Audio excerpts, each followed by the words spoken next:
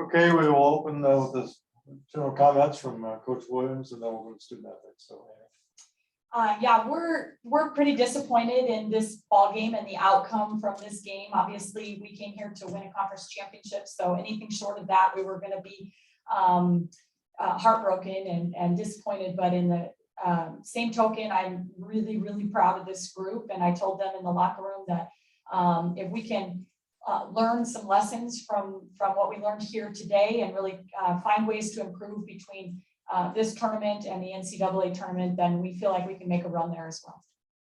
questions, please, for the players. Sam, again, talk about this experience itself, getting here with this young group. I mean, this is an extremely young Nebraska team. Talk about the process and a game today. Of course, you got Caitlin Clark's on fire today, but talk a little bit about how Nebraska came to this far.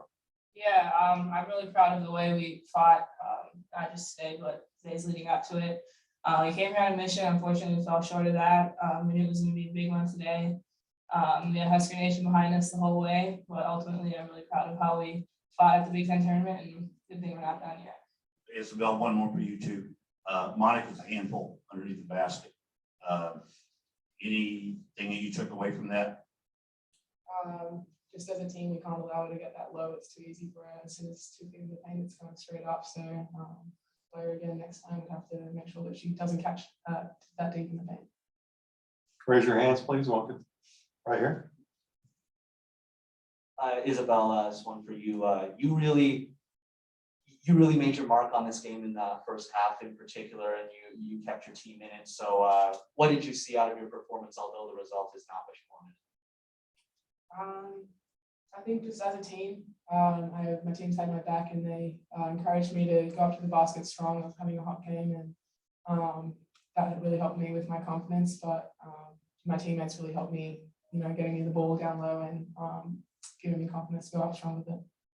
And Sam, in your opinion, what lessons can your team learn from this game going forward to build momentum and become stronger?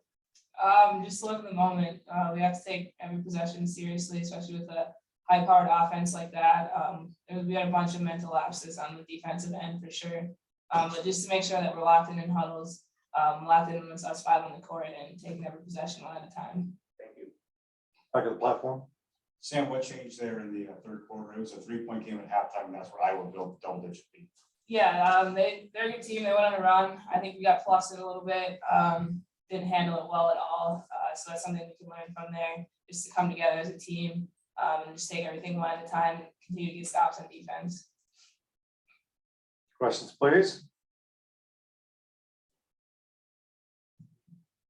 Isabelle, how do you describe the week that you guys had, and maybe the mark that you made, and giving yourself some momentum heading into the NCAA tournament next week?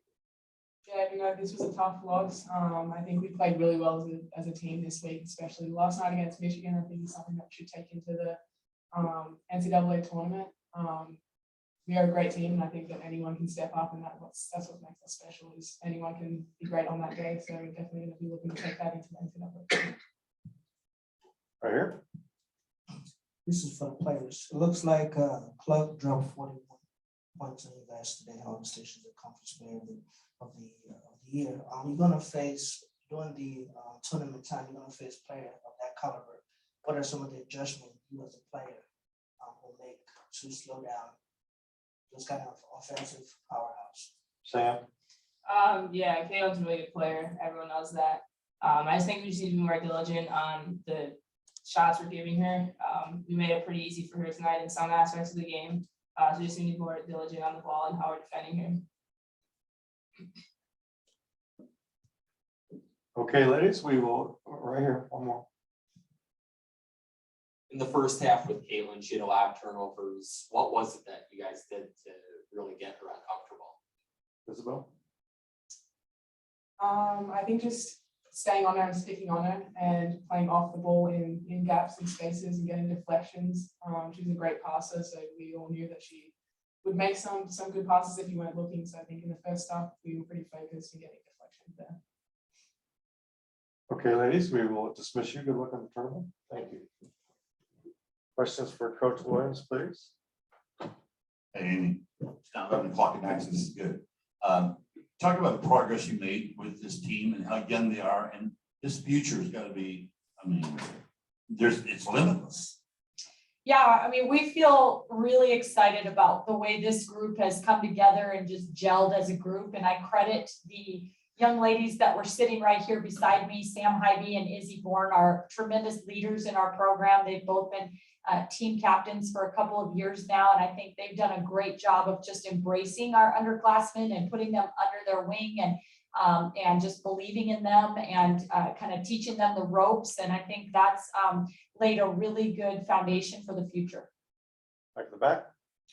Amy, in your perspective, what changed there in the third quarter? Was there something that they did differently? You guys ran out of gas. Was that a factor in the outcomes there?